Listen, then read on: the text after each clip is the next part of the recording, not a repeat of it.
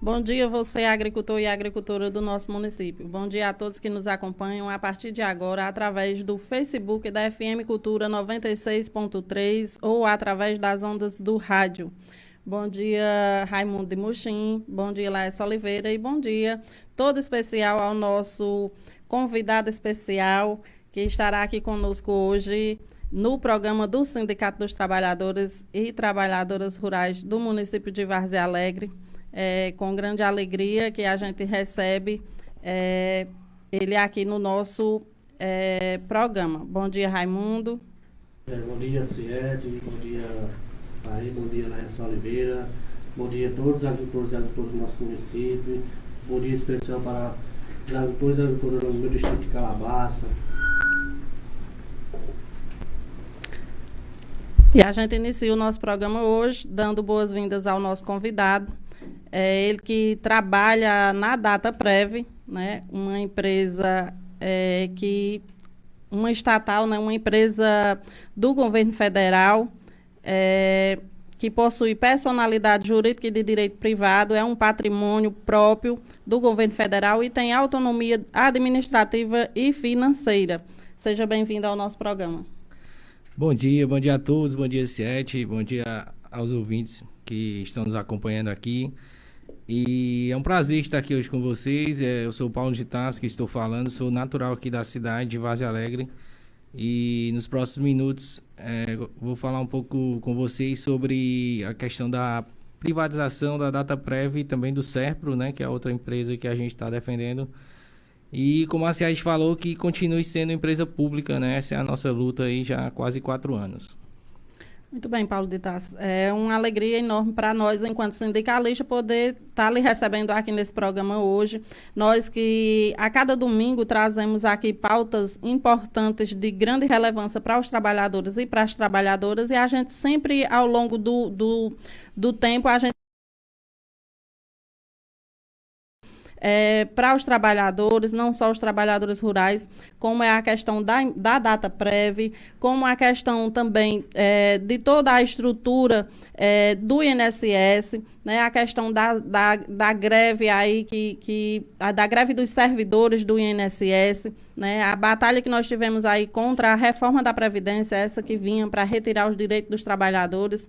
Boa parte dela, nós, enquanto rurais, conseguimos aí barrar, mas a gente sabe que a reforma passou e que conseguiu ainda tirar muitos direitos dos trabalhadores. Então, é um prazer enorme recebê-lo aqui no programa. A gente sabe que, com certeza, neste dia de hoje, nesse programa, muitos dos trabalhadores ficarão aí informados, né? Essa é a intenção do programa do sindicato, é levar a informação a cada agricultor e agricultora do nosso município.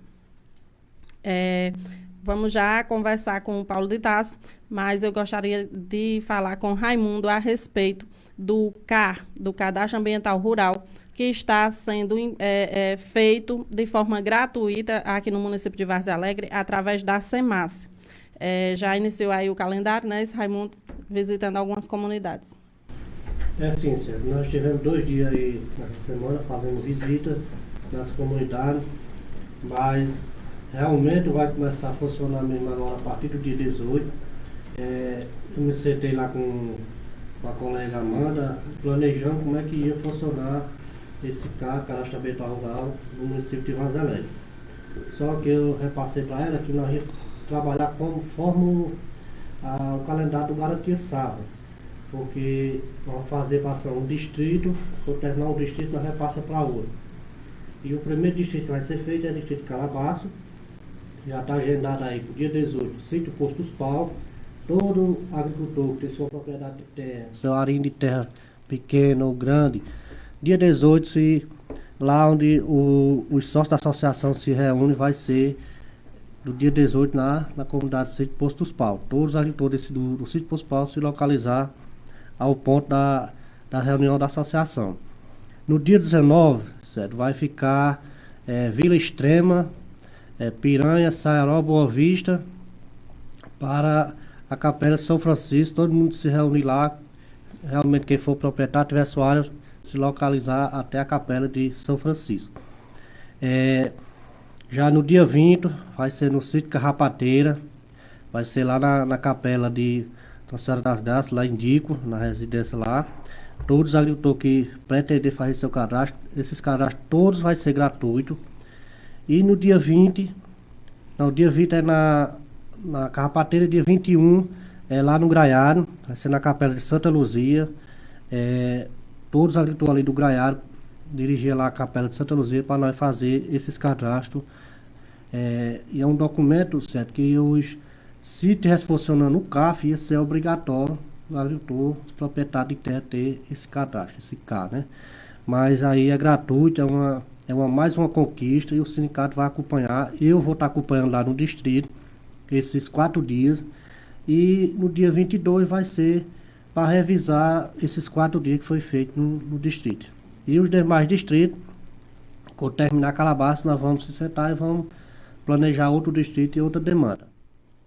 Muito bem, Raimundo. O Cadastro Ambiental Rural, o CAR, né, o famoso CAR, é um registro público eletrônico nacional obrigatório para todos os imóveis rurais, com a finalidade de integrar as informações ambientais das propriedades e posses rurais, compondo base de dados para controle, monitoramento, planejamento ambiental, econômico e o combate ao desmatamento. A inscrição do imóvel rural no CAR é realizada por meio de sistema eletrônico e deverá ser feita junto ao órgão estadual competente, na unidade da federação em que se localiza o imóvel rural. Estados e Distrito Federal disponibilizam na internet endereço eletrônico para interface de programa junto ou integrado ao Sistema de Cadastro Ambiental Rural, o SISCAR, destinado à inscrição, à consulta e ao acompanhamento da situação da regularização ambiental dos imóveis rurais. Então, o Cadastro Ambiental Rural, ele é obrigatório em todo o Brasil, né? E nós temos empresas aqui, técnicos que emitem esse cadastro ambiental rural, mas é pago, né? Então, através de mobilização do movimento sindical rural, a SEMASSE contratou, através de licitação, contratou uma empresa que estará no município de Várzea Alegre contemplando mais de 2.000 agricultores, né? Agricultores que são proprietários ou posseiros de terras e que não têm ainda o cadastro ambiental rural. Então, o sindicato está disponibilizando toda a sua estrutura física, seu corpo diretor, para ir até as comunidades rurais, catalogando, organizando esses trabalhadores e, posteriormente, estar voltando às comunidades, fazendo esses cadastros tão importante para a organização da propriedade rural. Então, você é agricultor, que é proprietário de terra ou é posseiro, você pode estar procurando também o sindicato, a EMATES ou a Secretaria de Agricultura para estar apresentando a sua demanda, né? A Amanda, não é isso, Raimundo? A Amanda Itácio. Amanda Itácio Thalisson e o companheiro Raimundo, assim como os demais diretores, estão se deslocando aí para os distritos, para as comunidades, para estar levantando esta demanda, né? Mais uma política pública sendo implementada no nosso município e o Sindicato dos Trabalhadores e Trabalhadoras Rurais, que é esse instrumento de luta e de defesa dos trabalhadores, tem acompanhado e dado total suporte para que mais essa benfeitoria chegue até a casa do homem e da mulher do campo, não é isso, Raimundo? Sim. Essa semana eu estava vendo se eu consigo Thalisson para vir na reunião da FAMU, que é dia 15. Aí eu queria ver se ele vinha para essa reunião para pedir o apoio de todos os presidentes de associação, porque nós vamos precisar do apoio deles para fazer esses cadastros do município. Porque o diretor vai estar acompanhando, mas o diretor às vezes não vai estar lá na comunidade. A gente tem diretor que não tem o conhecimento lá na comunidade e o presidente da associação tem mais o acesso, é o líder da comunidade. A liderança maior da comunidade é o presidente da associação, né? E nós vamos precisar desses apoios, desses presidentes de associação para nós fazer esses cadastros. É um cadastro que está vindo gratuito, é interesse de todo proprietário de terra fazer, porque é um documento hoje obrigatório. Muitos agricultores já estão me procurando, qual é o dia lá da minha comunidade? Não, vai chegar o dia da comunidade. Cada semana que for planejado o sítio vai ser comunicado aqui no programa do sindicato, vai ser comunicado nos grupos, os presidentes da associação vão ficar sabendo, e daí nós precisamos desse apoio, dessas parcerias, de presidente da associação, de sindicato, EMATES, Secretaria da Agricultura, porque assim, um programa que está vindo, mas ele é gratuito. Você, dependendo da sua área, você pagava uma quantia X e hoje está sendo gratuito. Mas qual é a área de terra que você pode fazer, certo? Aí, de meia tarefa até 600 tarefas, você faz seu cadastro ambiental rural gratuito. Muito bem, Raimundo. Então, repassar aí o aviso aos trabalhadores e às trabalhadoras, solicitar aqueles presidentes e presidentas de associações que tomem conhecimento, passem aí as informações para os seus associados, os que também não são associados. Nós sabemos que a gente já luta há algum tempo pela organização dos trabalhadores rurais através de associações, mas a gente sabe que, na sua totalidade, isso não acontece. E aqueles que também não são associados precisam também dessas informações, dessas organizações. Então, a gente pede e solicita que quem estiver ouvindo essas informações que possam estar repassando para que a gente possa atingir ao máximo de agricultores, de proprietários e poceiros de terras. Né? É um número pequeno diante da população vazialegrense, são mais de 2.000 proprietários e poceiros. Então, a gente quer atingir ao máximo essas pessoas para que elas possam ser beneficiadas com o cadastro ambiental rural. Pronto, certo. Mas nós, o sindicato está aí abraçando mais essa causa e eu peço a compreensão de todos os agricultores que vai chegar, cada comunidade vai chegar a sua vez. Eles têm prazo, quero ver se nós terminamos esse ano esses cadastros, que não é fácil, porque assim, você andar o município todo e toda propriedade, não tinha como nós andar em toda propriedade, porque não terminava nesse ano. Uhum. Aí a melhor maneira que eu achei foi reunir os agricultores num canto só e fazer esses cadastros, que fica até mais fácil e mais rápido. Mas ela está aí passando, a Amanda vem, certo, mas ela tem tantos quilômetros que ela pode rodar. Ela não pode ultrapassar aqueles quilômetros, porque assim, no município, ela tem que rodar, vou dar um exemplo aqui, 100 quilômetros. Se ela não pode ultrapassar 6 quilômetros, porque já toma a quilometragem de outro município. E essa região do Cariri, eles estão trabalhando todo nessa região do Cariri. Aí ela não pode ultrapassar. Aí estava sendo feito um sítio divisa com Farias Brito, aí ia para outro sítio divisa de Cedro. Aí comia muito tempo e não fazia quase nada de cadastro. Aí eu tomei essa autonomia de fazer um distrito primeiro, porque sendo só no distrito... Criar uma agenda local, né, no distrito. Uma agenda local e não tem ela ultrapassar essa quilometragem. Quando ela terminar esse distrito, vai para aquele outro distrito e fica ali. Quando terminar os 5 distritos, aí nós vamos para a sede rural do município. Aí fica fazer mais trabalho e ela não vai gastar esse quilometragem que ela tem. Aí eu tomei essa autonomia, porque assim...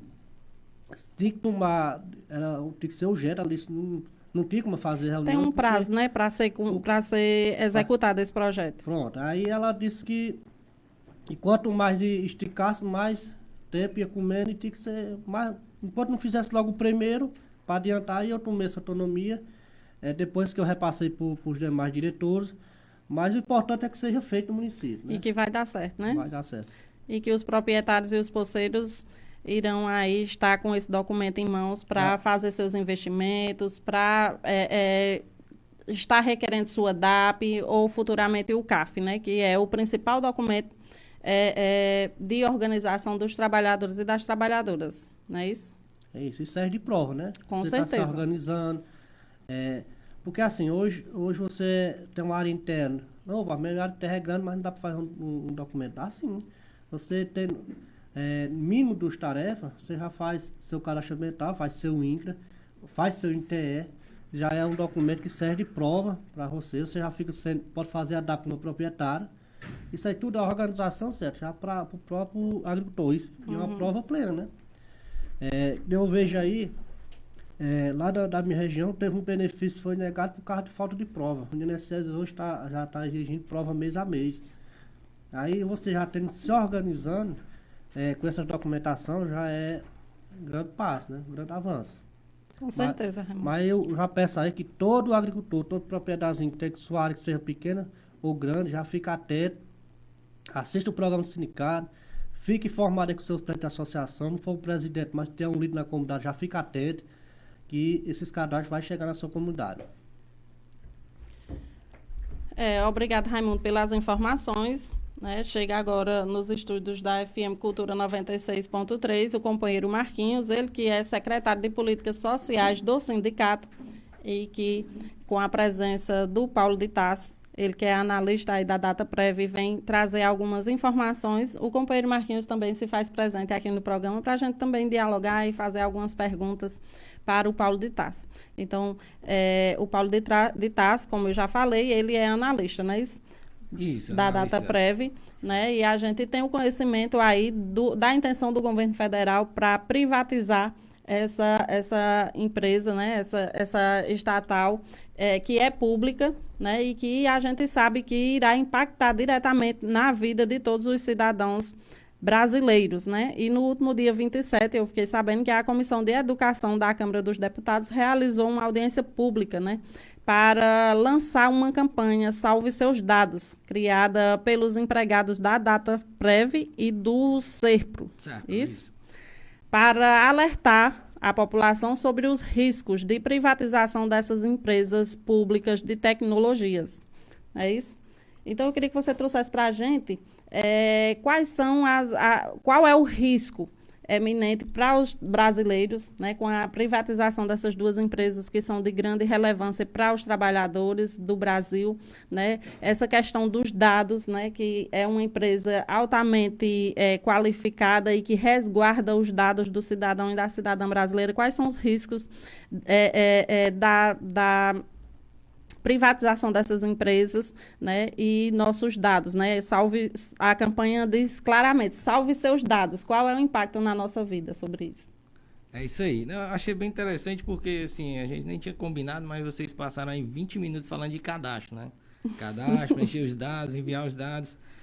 E esses dados vão para algum lugar, né? E grande maioria dos dados do Brasil, né, tanto dos cidadãos brasileiros como das empresas brasileiras, esses dados são cuidados hoje por duas empresas, né? São duas empresas federais de tecnologia, duas empresas públicas, que é a Dataprev e o Serpro. A Dataprev cuida mais da parte que vocês conhecem bem, da Previdência, Ministério do Trabalho, Ministério da Cidadania, né? É uma empresa que tem um foco mais social. E o Serpro, ele tem mais um foco fiscal, né? Que é a arrecadação do governo, imposto de renda e demais sistemas. Então, é isso mesmo, são dados, né? Esses dados a gente está produzindo o tempo todo e alguns desses dados a gente é obrigado a fornecer para o governo para que o país funcione. E essas duas empresas são as empresas que cuidam desses dados, né? O Serpro já tem mais de 50 anos que existe e a Dataprev tem 47 anos. Então, assim, a gente tem uma montanha de dados que a gente armazena e gerencia com toda a responsabilidade, com toda a segurança para evitar vazamentos, para evitar o uso indevido dessas informações. E a campanha foca exatamente nisso, né? Só antes de responder a tua pergunta, Ciete, só dar um passo atrás aqui para contextualizar um pouco para quem está em casa. Acredito que nem todo mundo tem esse histórico do que está acontecendo. Mas logo eu vou para a pergunta principal, sem dúvida. Fique à vontade. Qual o risco que eu estou correndo com a privatização da Dataprev e do Serpro, né? A gente teve uma eleição muito dura em 2018, né? E aí venceu um projeto liberal de governo e desde sempre ficou claro que tinha uma meta de privatizar todas as empresas públicas do país. Uma coisa até ensandecida, porque existem dezenas de empresas diferentes, em situações diferentes, e você não tem como passar uma régua assim, uma regra igual para todo mundo, né? E aí, em 2019, a gente teve que se organizar um coletivo de empregados das duas empresas, e essa parte é interessante aqui, eu acho, para vocês, porque tem bem essa pegada do sindicalismo, né, de uma reunião de trabalhadores para tentar conseguir melhores condições de trabalho. E aí, em 2019, a gente começou com essa campanha. Foi logo no primeiro ano do governo que a gente entrou no PND, Programa Nacional de Desestatização, que era o primeiro passo para iniciar essas privatizações. E do nosso lado a gente tentou se organizar coletivamente para tentar enfrentar todo esse processo. Hoje já são 3 anos de muita luta, muito trabalho mesmo, bastante cansativo para quem está mais à frente do movimento. E essa campanha ganhou esse nome, né? Salve seus dados, que era uma forma da gente dizer para a sociedade que, assim, ó, você está correndo um risco, você talvez não saiba, mas está acontecendo uma coisa aqui que pode te prejudicar. Então a campanha ganha esse nome, né? Salve seus dados, é uma campanha o tempo todo a gente focando em alertar a sociedade para os riscos da venda das empresas, né? E aí dentro da empresa você tem 3 itens básicos que estão sendo vendidos, né?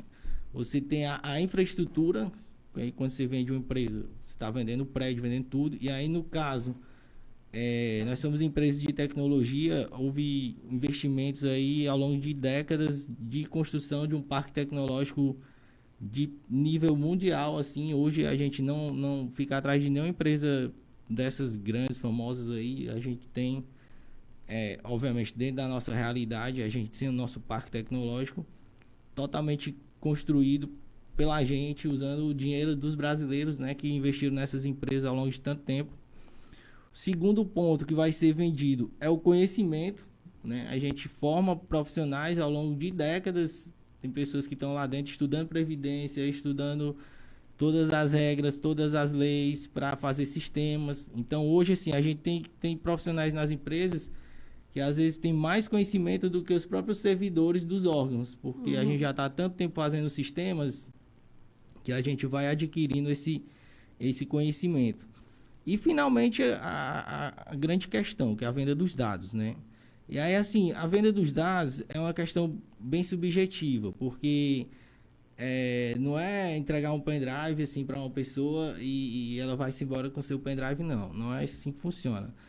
É ter acesso a esses dados, né? Não necessariamente você vai pegar esse dado, imprimir e sair distribuindo para todo mundo, mas o simples fato de você ter um acesso a todas as informações de todos os brasileiros, de todas as empresas do Brasil, assim, abre milhares de possibilidades para você manipular esses dados, manipular essas pessoas e obter... É como se a gente tivesse uma casa e a gente estivesse vendendo o nosso telhado, a gente estivesse ficando a céus abertos, como diga...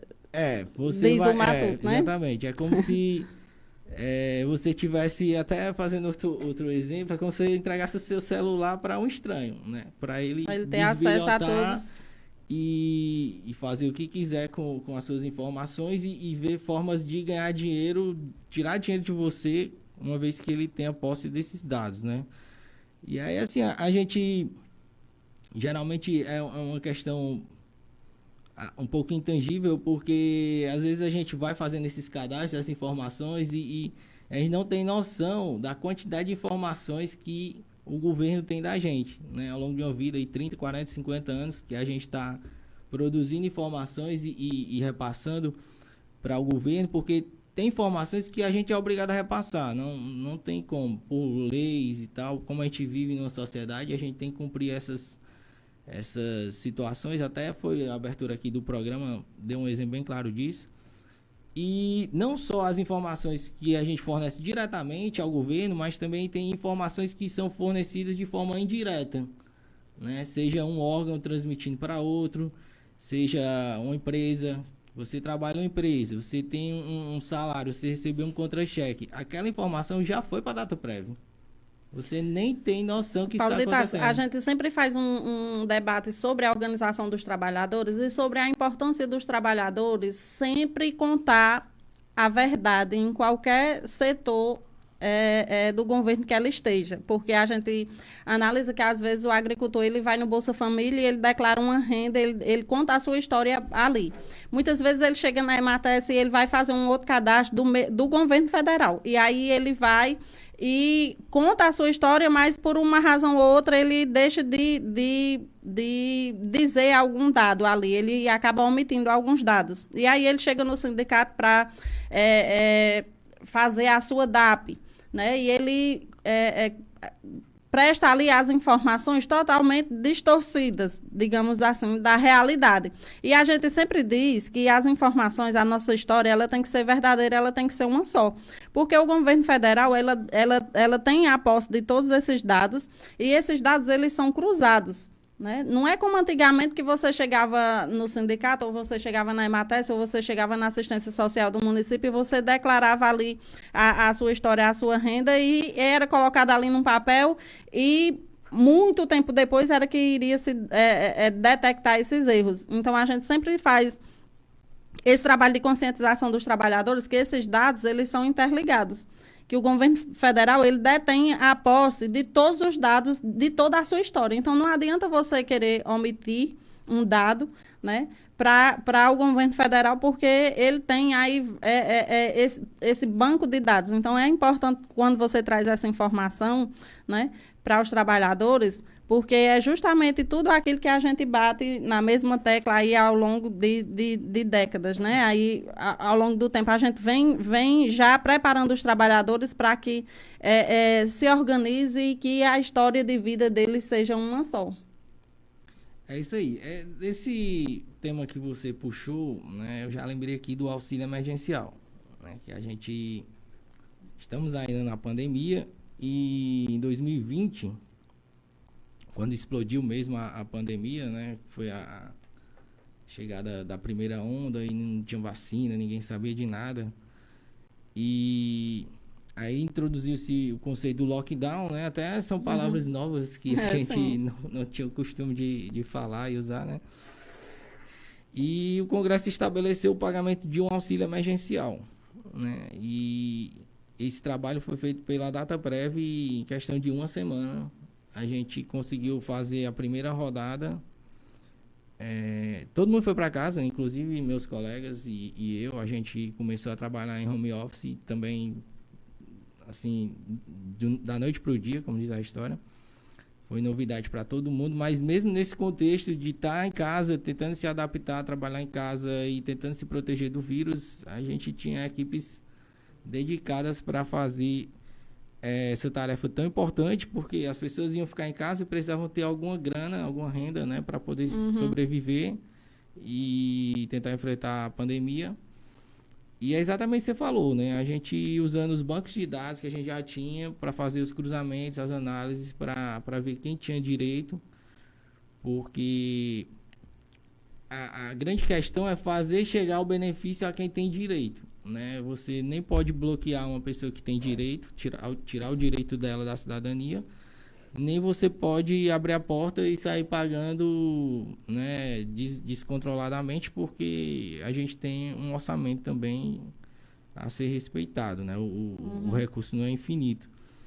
Então, essa primeira rodada do auxílio emergencial, basicamente com os cadastros que a gente já tinha, né? Foi um trabalho ali de fazer esses cruzamentos para identificar quais as pessoas que teriam direito nessa primeira rodada, e depois veio o aplicativo, né, para quem não tinha cadastro ainda formal poder se cadastrar também, mas a primeira rodada basicamente foi com os cadastros que a gente já tinha.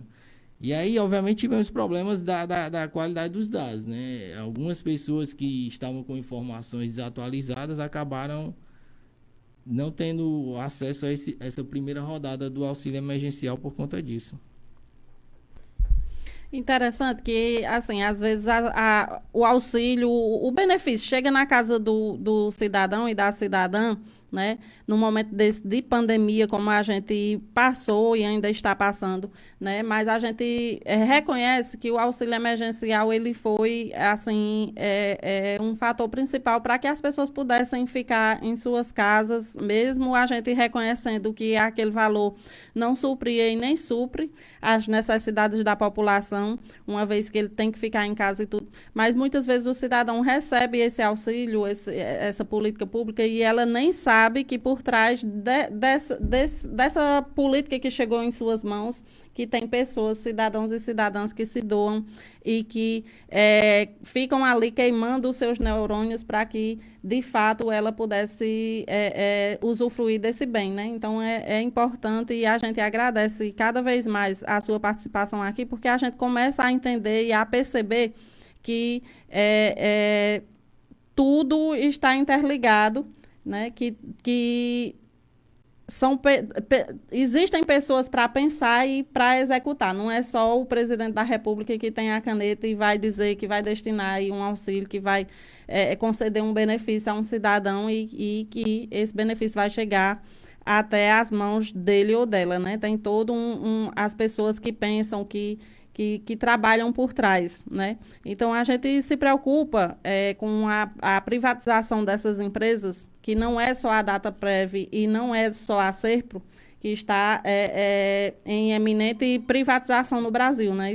E a gente fica muito preocupada em ver que as maiores riquezas do nosso Brasil tá sendo vendida, né? Então, A questão do auxílio emergencial é até um ponto já para falar um pouco dos riscos aí que você colocou, porque assim, à medida que o Congresso estava discutindo o que é que ia ser feito, como ia ser feito, do lado de cá a gente já estava estudando como transformar isso em um sistema, né? Como é que a gente poderia realizar essa mega operação. E aí, obviamente, a gente fica no impasse, a gente não pode fazer antes do Congresso bater o martelo quais serão as regras definitivas, mas de antemão a gente já estava estudando. E aí a gente conseguiu fazer em uma semana a primeira rodada. Tinha problema? Tinha problema, mas quebrou o galho ali de muita gente naquele momento super difícil, né? E aí é uma questão da gente ser empresa pública. Como a gente é empresa pública, a gente pode ter acesso a essas informações para a gente trabalhar previamente e a gente pode trabalhar sem licitação. Porque se fosse uma empresa privada, em abril de 2020, para fazer o auxílio emergencial, a gente só tinha 2 cenários. Ou ia fazer uma licitação, e aí ia demorar semanas até a burocracia ser vencida, ou ia ser uma contratação emergencial com preço assim 10 vezes o valor que poderia ser pago em condições normais, né?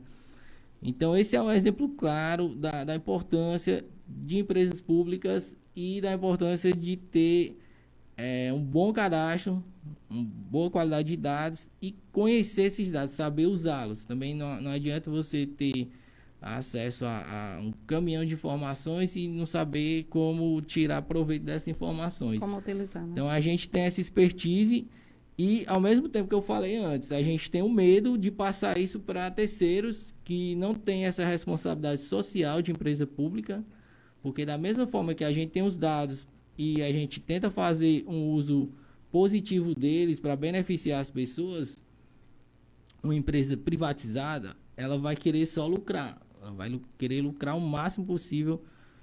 Sempre o foco, a diferença entre empresa pública e empresa privada é essa, né? A gente, como empresa, precisa dar lucro, porque a gente precisa sobreviver, mas nosso foco principal não é dar o máximo de lucro possível como uma empresa privada e às vezes abrindo mão de questões de segurança e outros aspectos, né, para poder economizar e lucrar mais. Então, esse exemplo do auxílio emergencial foi, inclusive, um divisor de águas na história da privatização, né, porque a Dataprev ficou muito em evidência de forma positiva, mostrou para a sociedade como um todo: olha, a gente está aqui, vocês precisam da gente. Talvez vocês não sabiam, mas vocês descobriram agora que tem empresas públicas cuidando desses dados e tirando resultados a partir deles. Pode ser benéfico para você, mesmo que você não saiba que isso existe, né? Às vezes, Paulo de Tarso, nas nossas andanças, a gente conversando com os agricultores, né, o companheiro Marquinhos também, Raimundo, a gente se depara com alguns agricultores que relata para a gente que às vezes recebe telefonemas de empresas, de bancos, onde eles apresentam todos os dados ali do trabalhador e eles não entendem como é que essa empresa teve acesso a esses dados, né? E muitas vezes eles já estão ali com todos os dados, eles pedem apenas a confirmação de alguns ali. Muitas vezes os próprios bancos têm acesso a todos aos dados do agricultor, né? E, inclusive para liberar empréstimos. Então, para quem tem mais um pouco de entendimento, a venda dessa estatal vai ainda piorar cada vez mais, né, no que diz respeito ao sigilo desses dados, né?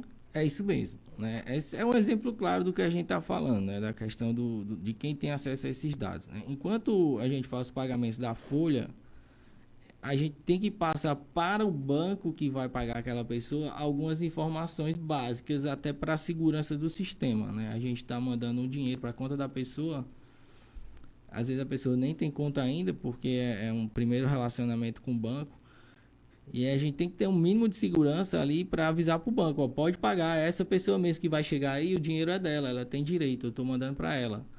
Né? Então a gente tem que repassar algumas informações mínimas para o banco que vai fazer esses pagamentos. E aí, com isso, já começa a quebrar um pouco da segurança do dado, né? Porque você já compartilhou com uma segunda pessoa. Então, já deixou meio de ser um segredo, e aí a partir daí você já começa a ter esse tipo de problema. Até achei interessante a tua fala, porque a gente essa semana foi aprovado o consignado para o Auxílio Brasil, né? Assim, um negócio totalmente absurdo, mas acabou linkando aqui nessa pauta. E a gente tem essa expertise na DataPrev de fazer esse consignado na folha, né? A gente faz todo esse controle junto aos bancos. Na época foi criado como uma política pública para ajudar as pessoas, mas é uma questão bem delicada, né? Porque envolve, às vezes, um pouco de falta de educação financeira também, né? E aí os bancos têm interesse porque eles cobram taxas absurdas e vão lucrar muito. Agora você imagina se um desses bancos aí tivesse acesso a 100% do cadastro. É disso que a gente está falando aqui, né? Porque se um banco comprar a DataPrev, até para os outros bancos vai ser prejudicial, né? Porque você tem ali um concorrente que está desequilibrando o mercado de forma injusta. Até há uns 2 anos, teve um banco que lançou um comercial em rede nacional, na horário nobre, na hora da novela, dizendo, olha, aqui eu cuido dos seus dados, me dê seus dados, traga para cá que eu cuido.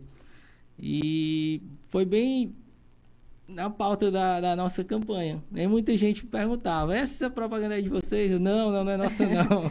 A intenção era justamente essa, era confundir as pessoas, né? Não é nossa não, mas é disso que a gente está falando, né? Quem tem acesso à informação tem o poder. Então, se você sabe a informação de uma pessoa, você tem um nível de poder. Agora, se você sabe a informação de toda a população, aí você tem infinitas possibilidades. E por isso que a gente defende que é uma responsabilidade do Estado.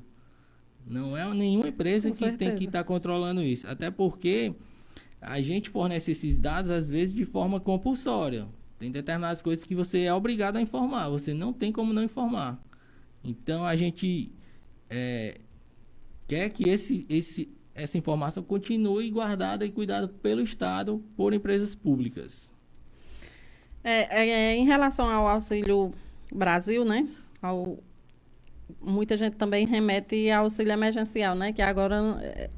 Mas, enfim, a gente teme, em relação a esses empréstimos, né? Nós, brasileiros, nós não fomos educados a fazer gestão do nosso dinheiro, né? Seria muito bom que quando a gente fosse para a escola, lá já tivesse... uma cadeira especificamente para ensinar o cidadão a fazer gestão, não só da vida financeira, né? Mas, infelizmente, não tem. E isso é uma coisa que preocupa, eu acho que a mim e a maior parte dos meus companheiros, é a questão da liberação desse consignado do Auxílio Brasil, né? Porque estão liberando aí, eu acho que R$ 2.500, né, para o cidadão. E esse dinheiro, ele pode vir a suprir uma necessidade momentânea, mas ele pode aí implicar no endividamento desse cidadão, né? Então, é algo que vem para fazer uma justiça social, digamos assim, mas que tendo acesso a esse empréstimo, pode vir aí complicar durante um bom momento da sua vida. Então, são questões aí que a gente tem debatido na zona rural, tem debatido com os trabalhadores, que só pegue esse valor se for de extrema necessidade, porque é igual o aposentado fazer o empréstimo, né? Ele compromete aí parte do seu salário. Se o salário integral que ele recebe já não dá para suprir suas necessidades, imagine aí ele tendo que tirar uma boa parcela para pagar o empréstimo. Então, a gente tem conseguido, tem tentado fazer esse debate, mas a gente não tem conseguido ainda conscientizar a maior parte da população, tendo em vista que os bancos, eles lucram e lucram absurdos, e eles têm investido aí numa campanha pesada para que os agricultores, para que o trabalhador ele possa estar pegando esses empréstimos. Então, é um valor, você pega um valor e paga aí o dobro, mais do que o dobro do que você pegou. Então, a gente tem feito essa discussão para que os agricultores, para que o trabalhador em geral, ele só pegue esse valor em casos extremos, mas aí tem tido uma boa parte de pessoas que têm buscado e aí ainda tem agradecido ao governo, né, por ter disponibilizado esse empréstimo. É algo preocupante e que a gente só vai ter certeza do quão prejudicial mais na frente, né, quando a gente começar a ver as contas dos cidadãos apertando devido à liberação desses empréstimos. É isso mesmo. Aí, só seguindo aqui um pouco com os riscos, né? Eu já falei alguns, mas tem outros importantes também a destacar. A gente teve um episódio aí no final do ano que todo mundo perdeu o seu comprovante de vacinação, né? O sistema lá do SUS ficou meses fora do ar. E o que foi visto naquela época? Esse banco de dados não era nosso, né? Uhum. Não era a gente que cuidava. E ele estava no exterior, numa nuvem fora do Brasil, né? Nuvem, assim, simplificando, são computadores, né? Uhum. Fora do Brasil. E aí, simplesmente, perdeu-se o acesso e toda a sociedade brasileira ficou ali semanas sem saber onde estavam seus dados, como ter acesso a eles e como usá-los, porque a gente precisava dos comprovantes de vacinação para uma série de coisas naquela época. Então, esse é um exemplo claro. A Dataprev e o SEPRO, a gente tem a infraestrutura dentro do Brasil. Isso é uma questão de soberania nacional. Só quem vai desligar o data center nosso é a gente. Não é uma pessoa lá de fora, de outro país, que vai dizer se o Brasil vai parar ou não porque alguém desligou o banco de dados. É uma questão de soberania nacional, questão até de guerra, porque temos dados também no SEPRO do Exército, dados do Ministério da Defesa. E é disso que a gente está falando. Eles estão querendo dar esses dados para outros países cuidarem, olharem, bisbilhotarem. Quando a gente tem a capacidade e a competência para fazer isso. Quando a gente já faz, não é que assim, ninguém sabe fazer, vamos chamar um gringo aqui para fazer. Não, já está fazendo, já funciona, já está com a gente. Eles estão querendo simplesmente repassar, né? E outra coisa que a gente tem visto nessas privatizações é a própria questão do preço. Eles estão vendendo as coisas pela metade do preço. É um negócio absurdo. Não tem condição. Você vê, a gente está 3 anos na campanha Salve Seus Dados, explicando para a população por que é ruim privatizar. E você não vê nenhuma linha de ninguém explicando por que é bom privatizar. O governo não disse ainda por que é bom vender a Dataprev e o SEPRO. A gente já fez várias audiências em congressos, em câmaras estaduais, né, nas assembleias, perdão, em vários estados onde as empresas estão presentes. A gente fez dia 27, como a Ciete falou, o lançamento da campanha no Congresso Nacional, na Câmara dos Deputados, Comissão de Educação, com o deputado Israel Batista.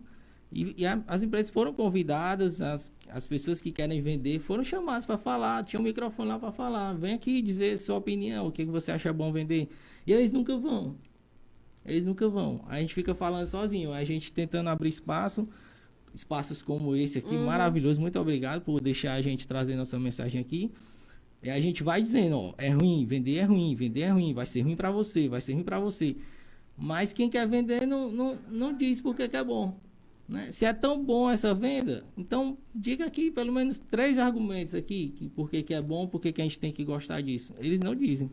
Né? Porque a privatização ela está para defender interesses apenas de quem quer privatizar e de quem quer comprar esses Com dados, certeza, né? Com certeza. Então, é um debate ainda que tem que ser levado cada vez mais à população, porque muitos brasileiros nem sequer entendem essa discussão.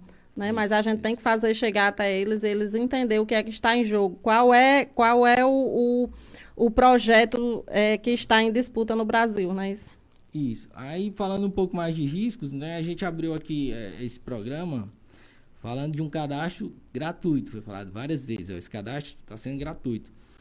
E hoje, a Dataprev e o CEPRO possibilitam vários serviços gratuitos. Assim, não é 100% gratuito, porque a gente paga impostos e esses impostos são usados para estruturar essas empresas. Mas no momento ali que você vai fazer um serviço pontual, você não tem que fazer um segundo pagamento. Né? Até se for uma pessoa pobre que não tem tanto recurso, vai ter acesso também. Porque a gente consegue fornecer uma série de serviços sem cobrar taxas adicionais da população. E esse sim é um risco básico.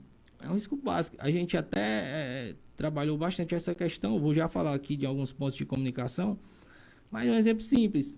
Você vai pedir sua aposentadoria hoje no meu INSS, é um botão que você clica e você espera lá o resultado. Se privatizar, pode ser cobrado. Pode ser que a empresa diga agora, quem quiser se aposentar tem que pagar uma taxa de R$500. Essa é uma possibilidade real, porque é um caminho deles obterem mais lucro.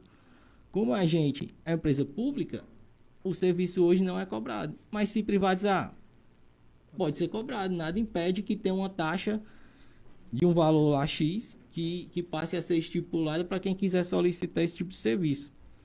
Aí eu queria só falar um pouquinho, Sete, que a gente está bem avançado. Pode ficar à vontade. Só um pouquinho como a gente se estruturou, que eu acho que é importante aqui para a questão sindical. E também as formas de comunicação que a gente desenvolveu ao longo da campanha.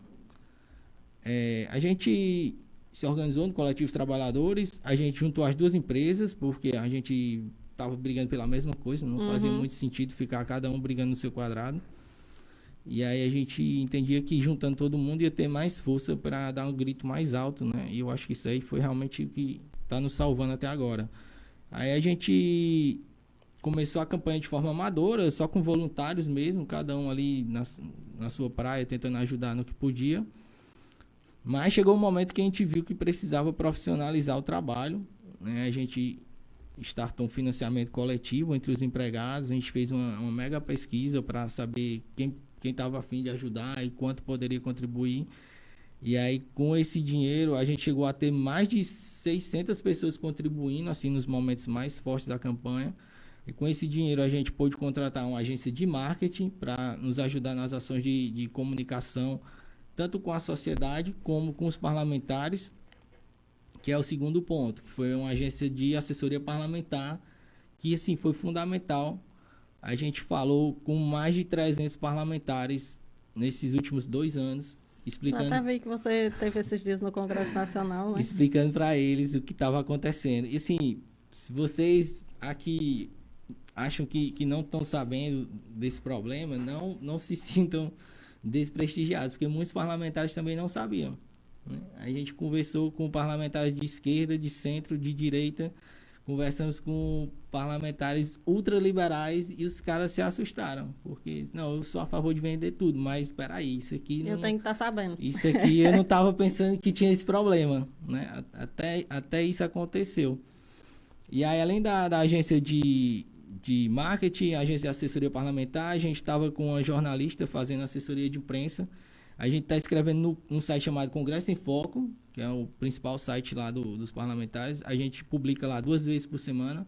A gente publicou mais de 100 artigos lá, mostrando todas essas questões desses riscos, né? Várias coisas que eu falei aqui estão lá nesses artigos que a gente produziu ao longo do tempo. Dá uma pesquisada lá para me ajudar. E o último trabalho que a gente fez também foram tirinhas, né? A gente contratou um estúdio de desenho lá de Fortaleza, uma galera sensacional, muito boa.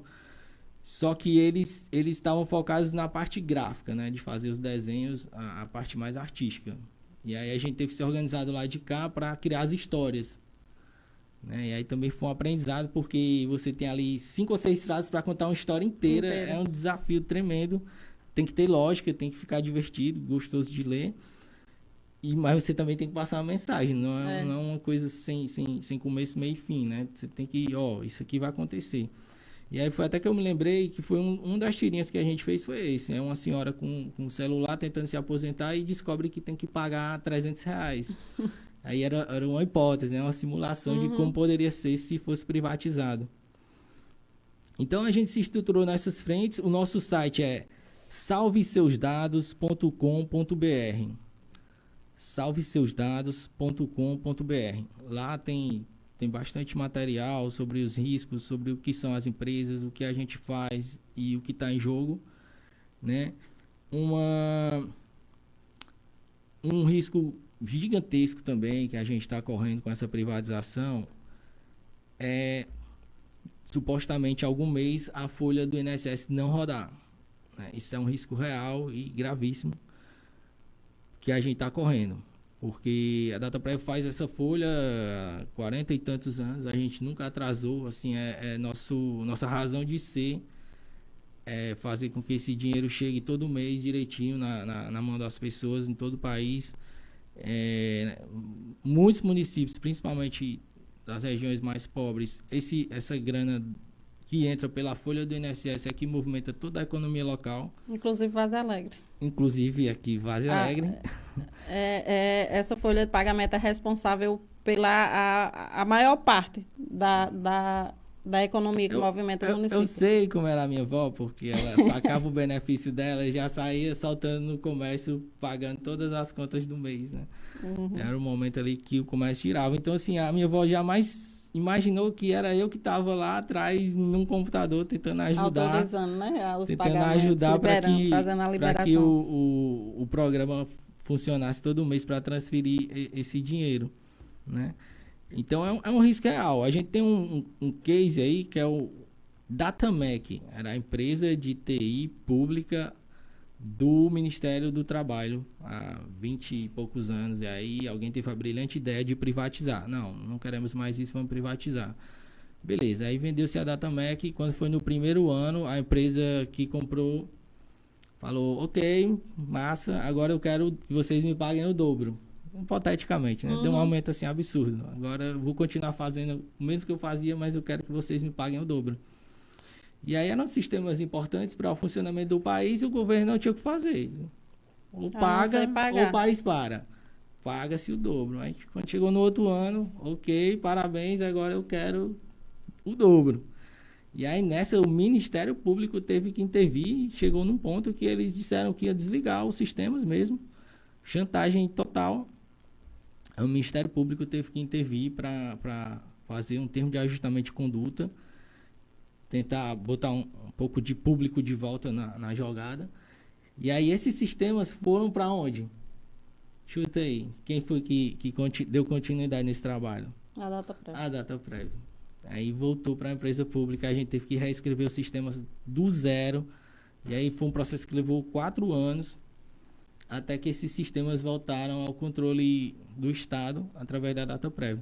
Então, é como se fosse um déjà vu, né? A gente está dizendo, já deu errado, tá aqui, esse é o caso, exemplo concreto. Não já está desenhado, né? Mas eles não quiseram entender ainda. Não é uma hipótese aqui que a gente está confabulando, não. Já fez, já deu errado. Então, a probabilidade de errar de novo é quase 100%. Mas é isso que está acontecendo. Então, com essa nossa luta dos trabalhadores, a gente vem conseguindo adiar essas privatizações. O primeiro cronograma do governo era vender as empresas em dezembro de 2020.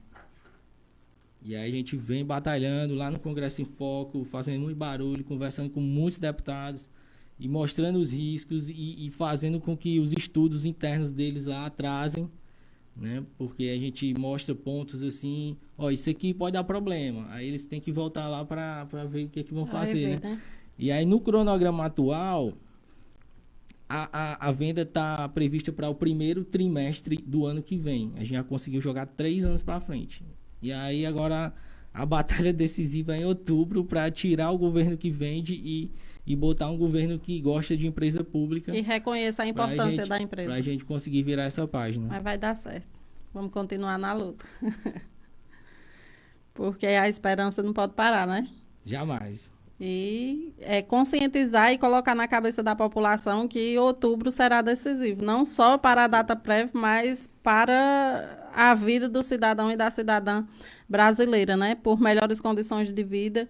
E a gente ainda se pega, Paulo de Tarso, muitas vezes nos nossos diálogos, nas nossas rodas de conversa, nas visitas, a gente ainda não entende, porque tanta coisa ruim que esse governo trouxe para a população, para a classe trabalhadora do nosso país, e a gente ainda tenta dialogar com a população, mas muitos não conseguem ainda enxergar, né? Então, é inacreditável. Às vezes a gente se cala diante de algumas falas de defesa do governo federal, porque a gente não entende como tem cidadão que tem a mente tão fechada que não consegue enxergar.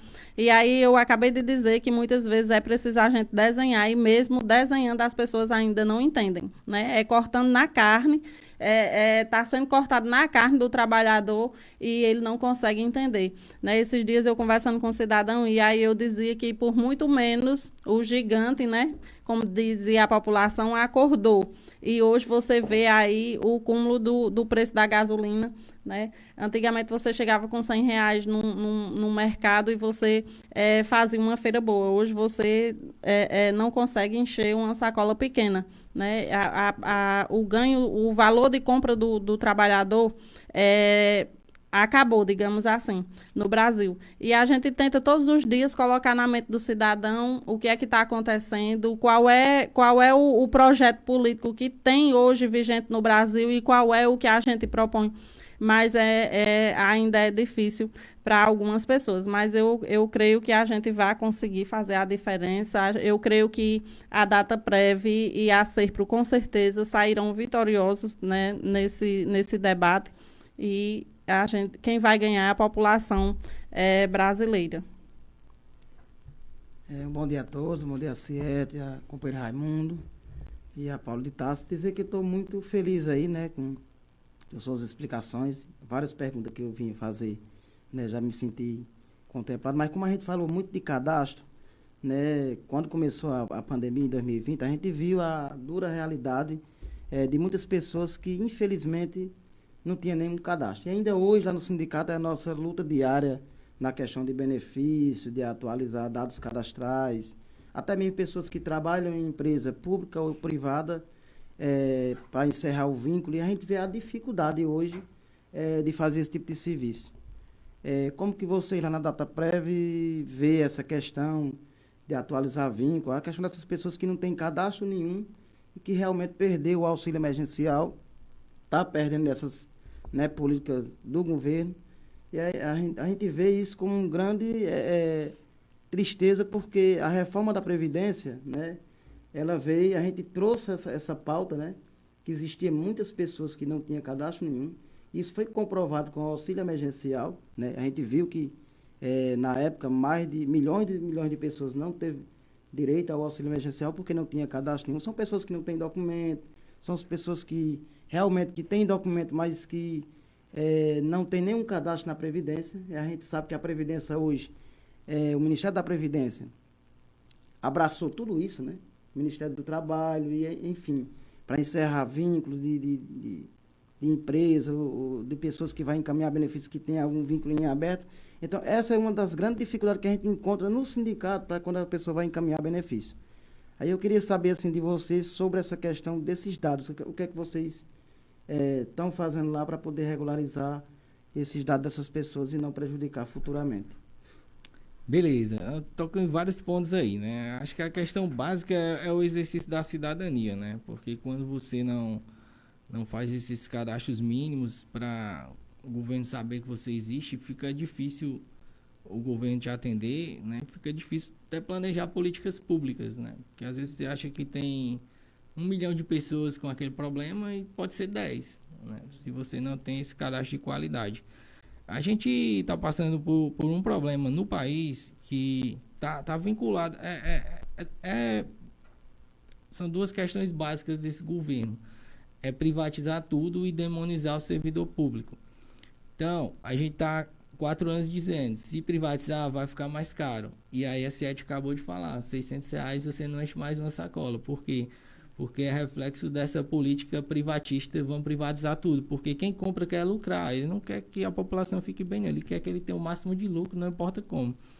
E aí você tem a demonização do servidor público, uma campanha intensa de demonizar o servidor público nos últimos 4 anos.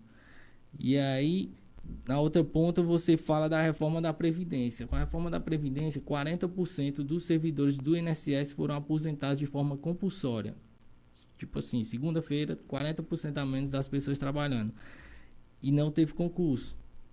Então, tem metade do povo para fazer talvez o dobro do serviço, porque a população cresceu nesses 4 anos. Então, assim, não tem mágica. Tem coisas que dá para a gente fazer com a tecnologia, mas em algum momento alguém tem que entrar lá e apertar um botão. Seja para fazer um cadastro, seja para corrigir um vínculo que está errado. Tem muitas ações que dependem de pessoas, não tem essa mágica. A tecnologia ela é um facilitador, ela ajuda muito. Hoje, a gente, com o meu INSS, a gente conseguiu levar para casa das pessoas praticamente a agência do INSS, né? Que antes você tinha que se deslocar. A gente chegou a ter agência aqui em Várzea Alegre nos melhores momentos, mas às vezes tinha que pegar uma Topic, pagar, já saía pagando aqui a Topic para ir no Iguatu tentar resolver alguma bronca. E aí, com o aplicativo, a gente deu essa facilidade de levar o INSS para dentro da sua casa. Às vezes, com 2, 3 cliques ali, se você for mais desenrolado, você consegue solicitar alguma coisa. Mas aí tem um efeito inverso. Você está gerando demanda de trabalho que alguém vai ter que responder aquela solicitação. Não tem como automaticamente o sistema sair dando aposentadoria para todo mundo, porque isso aí poderia ser um caos, né? Então, tem várias ações que dependem de ter uma pessoa do outro lado para resolver. E essas pessoas foram aposentadas na reforma da Previdência.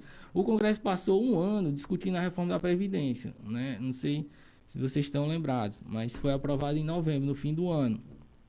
E tem coisa que eles aprovam assim, de manhã, tá de um jeito, meio-dia, antes de votar, eles já mudam. Já modifica. E aí, na segunda-feira, estava a Rede Globo reclamando porque não tinha sistema para aposentar o povo. Se os caras passaram 1 ano discutindo como é que ia ser a regra nova, a gente tem que fazer o sistema de madrugada no fim de semana. Aí nossos colegas mais voltados para essa área passaram semanas, meses, até mostrando problemas. Ó, isso aqui que vocês aprovaram não bate com o sistema XYZ lá, com a regra que tem lá. Porque a gente aqui tem esse conhecimento, né? Por ter feito esse sistema ao longo de tanto tempo, a gente tem esse conhecimento.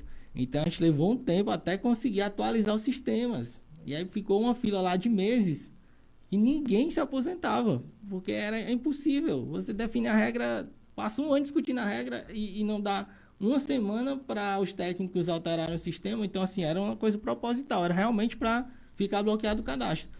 E esse problema, ele continua no governo inteiro. O INSS está com fila de 2 milhões de pessoas. Por que tem essa fila? É política de governo.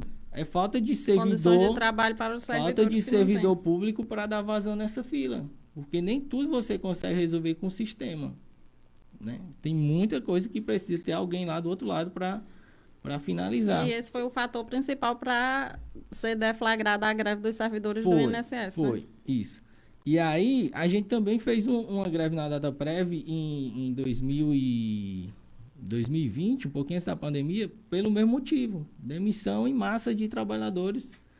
E aí a gente viu que não era sustentável. A gente está com um problema nessas nossas empresas de tecnologia, que também é um risco aqui da privatização, que eu ainda não falei, que é o êxodo de profissionais. A gente está perdendo muita gente para o exterior. Assim, Canadá, eu acho que eles já estão falando português lá. Porque o que eu tenho de amigo no Canadá, não consigo nem contar. Então, assim, são pessoas que a gente treinou, formou durante anos, investiu bastante nessas pessoas, com conhecimento, com universidade, com o próprio trabalho interno nas empresas. Porque quando chegar um profissional na DataPrev, novo, passou no concurso e é chamado, no começo ele Tem não um consegue tempo, né? fazer quase nada, porque ele não entende como são os sistemas, como são as regras. Aí com o tempo a gente vai treinando, até que chega uma hora que ele está com uma produtividade boa. Aí esse cara vai para o Canadá, vai para a Inglaterra, vai para a Irlanda, vai para a Alemanha. E esse é um problema sério que a gente está passando. Perdendo gente boa, de certa forma está caindo a qualidade do corpo funcional, que é um efeito dessa política de governo. O papo tá bom, mas nós estamos aqui chegando ao final, já ultrapassamos aí alguns minutinhos, né? Sabia que ia acontecer isso. Agradecer a Paulo de Tarso, né, por trazer tantas informações de relevância, tanto para nós, diretores do sindicato, como para a população vazialegrense, né? Que você possa ficar aí à vontade para fazer suas considerações finais. Não, beleza, eu vou ser educado aqui, que realmente a gente estourou o tempo. Eu agradeço aí pelo espaço maravilhoso para poder passar essas informações. Só repetindo o site, salveseusdados.com.br. E é isso aí, muito obrigado a todos aí pela audiência. A gente que agradece, Paulo de Tarso. Eu, por mim, ficaria de manhã toda aqui, mas, infelizmente, o nosso horário já estourou, né? Sinta-se sempre convidado a estar conosco, sempre que estiver aqui de volta a passeio à nossa terrinha, sinta-se convidado a fazer parte do programa A Voz do Campo, o programa do Sindicato dos Trabalhadores e Trabalhadoras Rurais de Várzea Alegre. Companheiro Marquinhos. Só desejar um bom dia a todos, né? Agradecer pelo Paulo de Tarso pelas explicações. E dizer que estou indo lá para a reunião lá em Dona Raimunda, né, lá no Sítio Mundo Novo. Um bom domingo para todos, que Deus abençoe. Desejar aí um bom final de semana, agradecer a Paulo Tarso pela explicação e até o próximo programa, se Deus nos permitir. Só dizer aqui, avisar para toda a população do distrito de Ibicatu e também do município de Várzea Alegre que o torneio de futsal que aconteceria lá na quadra da escola da Vacaria, por motivos superiores, foi cancelado. Então, a gente fica por aqui, fiquem com Deus e até o próximo domingo, se Deus nos permitir. De cultura.